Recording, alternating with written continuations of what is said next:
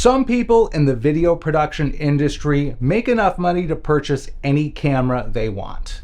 The rest of us need to purchase the old cameras that those people got rid of.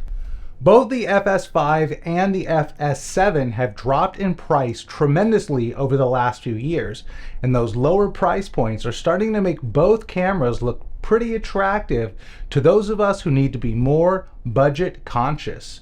So if you're wondering which of these two cameras you should buy, I own both and I have a very strong opinion of which of them is better. So I figured I'd do a comparison video to help you decide which one to purchase. Now, I've owned the Sony FS5 for a few years and I've been extremely happy with it. When I saw that the FS7 in excellent condition and low hours could be purchased from reputable retailers for about $1,500, I decided to buy two of them. Prices for both cameras tend to be similar, as the FS7 has dropped in value more than the FS5. And both cameras feature a Mark I and Mark II version, while the Mark II version will cost you a few $100s more.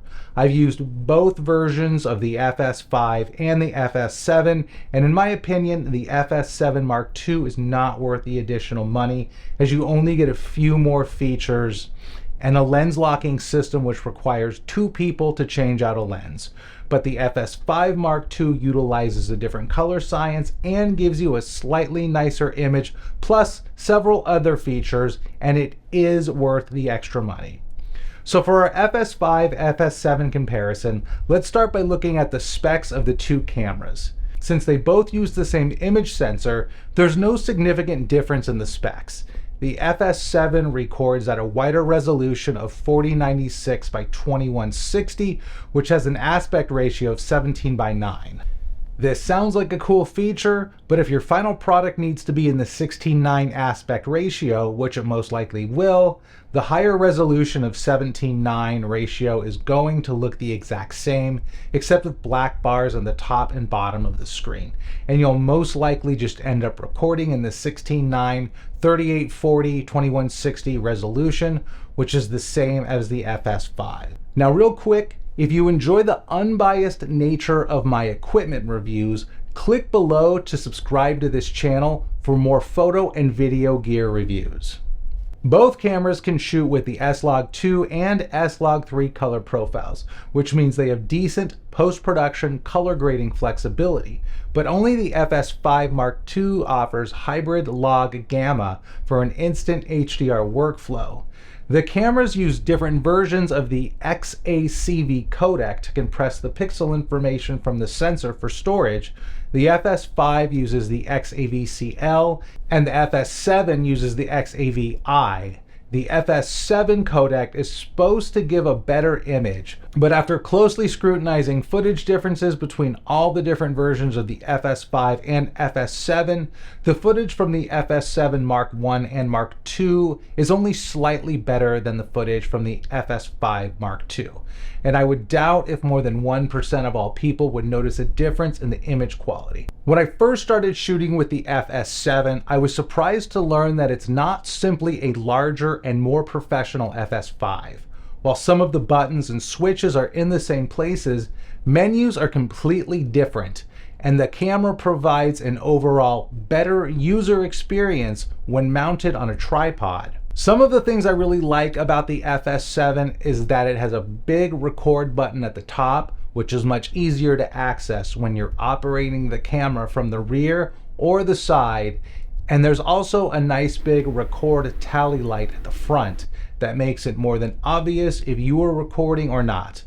Another feature of the FS7 that makes usability a little easier is the thumbnail menu that takes you right to the latest image you recorded, whereas with the FS5, you manually have to scroll down to whichever file you want to view, which is usually the one you just recorded. This video about the FS7 and the FS5 is sponsored by Porsche Art Prints by Art Driver Automotive Photography. These unique Porsche Art Prints are a great way to improve the aesthetics in any room in your house, and a great way to help support this channel. They feature museum quality printing on heavy duty paper that has a partly glossy and partly matte finish. You can check out the entire collection by clicking on the link in the description below. The last feature I like about the FS7 more than the FS5 is the combination of the red light, button, and door mechanism to access the media cards. Both the FS5 and FS7 require a second or two to process the footage to the media cards after you stop recording. And with the FS5, it's much easier to access the media cards, and there's been a couple of times I've pulled the cards out before the camera finished saving the files and I had to re-record those takes.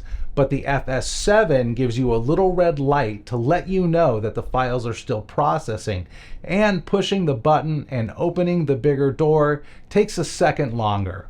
So with all this in place, it stops you from pulling out the media cards too soon. But those are the only things I like about the FS7 more than the FS5. The FS7 is several times larger than the FS5, and it is an awkward size and shape for shooting without a tripod.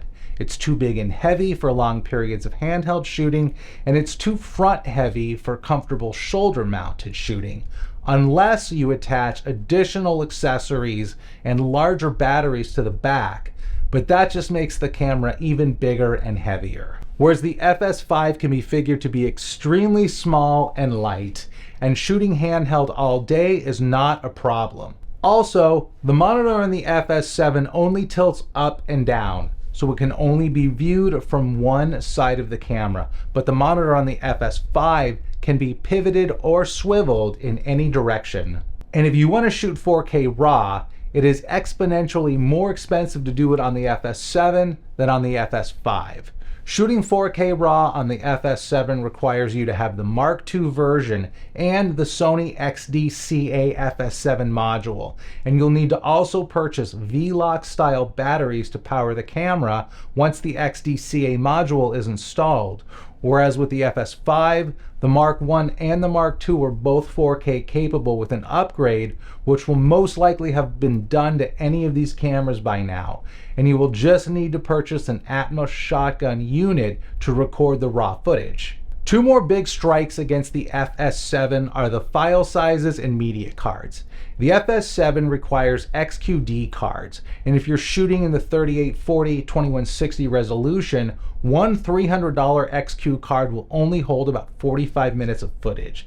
So if you're going to be shooting for a few hours, you'll need over $1,000 in XQD cards. The huge file sizes are also a headache to deal with.